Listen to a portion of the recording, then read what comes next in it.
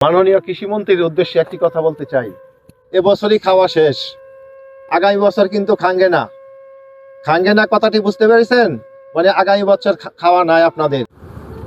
প্রিয় দর্শক, আসসালামু আলাইকুম। আমি দাদাভাই ওসমান। এই যে এটা আমার হাতে দেখতে পাচ্ছেন, এটা অবশ্যই চিনেন। এতে প্রচুর পরিমাণ শর্করা, আমিষ, ভিটামিন এ, সি আর খনিজ পদার্থের মধ্যে পটাশিয়াম, ম্যাগনেসিয়াম ও আয়রন আছে, প্রচুর সমৃদ্ধ।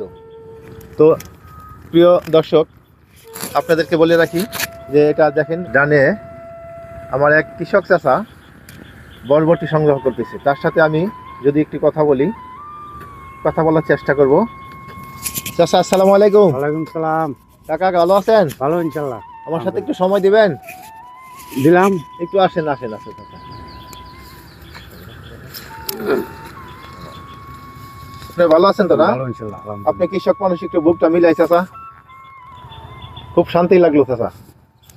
চাচা, এই জমিটা কি আপনারই? হ্যাঁ, লিজ দিয়েছি। তাই? ও, এখানে কতটুক? 10 কাঠা। আমি দেখতে পেলাম আপনি বরবটি সংগ্রহ করছেন না?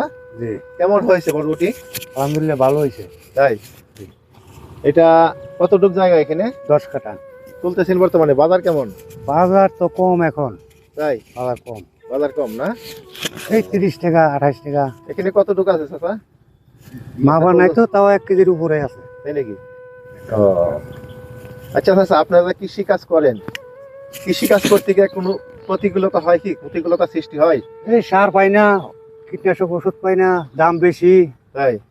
সময় মতো সার দিতে হয় না, দাম বেশি।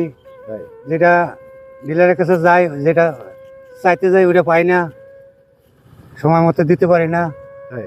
এই তো পরিস্থিতি। আপনারা যেটা কিনতে যান সেটা দাম বেশি, দাম আর বেশি, যেটা আর বেচতে যান বেচতে যাই এটা দাম কম, তাই? একদম কম। প্রিয় দর্শক, আমার এই কৃষক চাচার কথা তো শুনলেন। আসলে কৃষকটা সবসময় অবহেলিত, লাঞ্ছিত। আমি মাননীয় কৃষিমন্ত্রীর নাম জানি না, অবশ্যই আমি পরে জেনে নেব, আমি দুঃখিত। মাননীয় কৃষিমন্ত্রীর উদ্দেশ্যে একটি কথা বলতে চাই। আপনারা তো বলেন বাংলার কৃষক বাঁচলে দেশ বাঁচবে, কৃষক হাসলে দেশ হাসবে, বাংলাদেশ। কিন্তু মাননীয় মন্ত্রী, আপনাকে একটি পরিষ্কার কথা বলতে চাই, আমাদের এই কৃষক ভাইদেরকে নিয়ে আর সিনেমা খেলবেন না। কৃষকের রক্ত চুষে আর খাবেন না। বাংলার কৃষক যদি বাঁচলে বাংলাদেশ বাঁচত, তাহলে কেন কৃষকের কৃষি পণ্যের ন্যায্য মূল্য পায় না? তো সময় থাকতে আপনারা এই কৃষককে মূল্যায়ন দেন, তাছাড়া কিন্তু এই কৃষক মাফ করবে না। তার মানে এই বোঝাতে চেয়েছি, কৃষক মাফ করবে না মানে আপনাদের এবছরই খাওয়া শেষ, আগামী বছর কিন্তু খাঙ্গে না কথাটি বুঝতে পেরেছেন? মানে আগামী বছর খাওয়া নাই আপনাদের।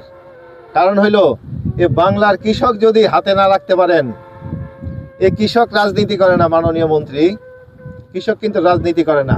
রাজনীতি আপনারাই করেন, রাজনীতি করে সংসদে আপনারা বসবেন। একটি দুঃখের বিষয়, এ বাংলাদেশ কৃষি প্রধান দেশ, এই সংসদে কৃষকদের নিয়ে কোনো আলোচনা হয় না। কারণ অনেক দুঃখ নিয়ে কৃষকটা কেন এত লাঞ্ছিত হবে?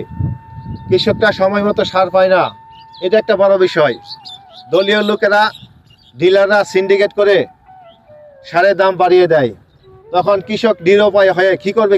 কৃষকের তো কোনো অভিযোগ দেওয়ার জায়গা নেই, কার কাছে অভিযোগ দিবে? তো মাননীয় মন্ত্রী, সর্বশেষ আপনি কৃষিমন্ত্রীর উদ্দেশ্যে একটি কথা বলতে চাই। যদি মন্ত্রিত্ব করতে পারেন করেন, তাছাড়া মন্ত্রিত্ব ছেড়ে দেন, বাড়িতে এসে ঘুমান। অথবা বিশ্বের অনেক কৃষি প্রধান দেশ আছে, সে দেশ থেকে ট্রেনিং নিয়ে এসে বাংলাদেশে মন্ত্রিত্ব করুন। মন্ত্রী, এ কথাগুলো বলার জন্য আমি অনেক আন্তরিকভাবে দুঃখিত। আমিও কৃষক, খুবই যন্ত্রণা হয়। কৃষকের সুখ দুঃখের মনের কথা আমি প্রচার করে থাকি।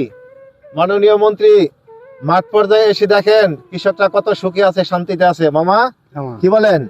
আমি কথাগুলা কি খারাপ বলেছি? না, ন্যায্য কথা বলছেন। মাননীয় মন্ত্রী, এই কথাগুলাতে আপনারা কিছু মনে করবেন না। কারণ হলো এই কৃষকের রক্ত চুষে সবাই খাইতে চায়, সরকারও খাইতে চায়, আর হলো কোম্পানিরাও খাইতে চায়।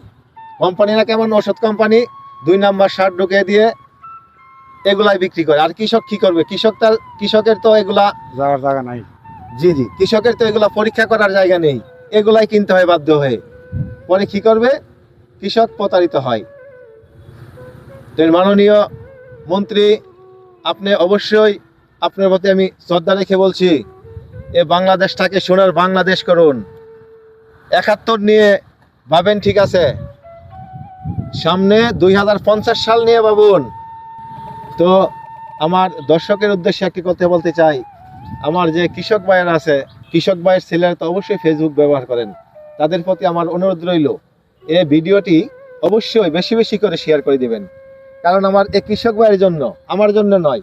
এই ফেসবুক ব্যবহার করে আয় করার আমার দরকার নেই।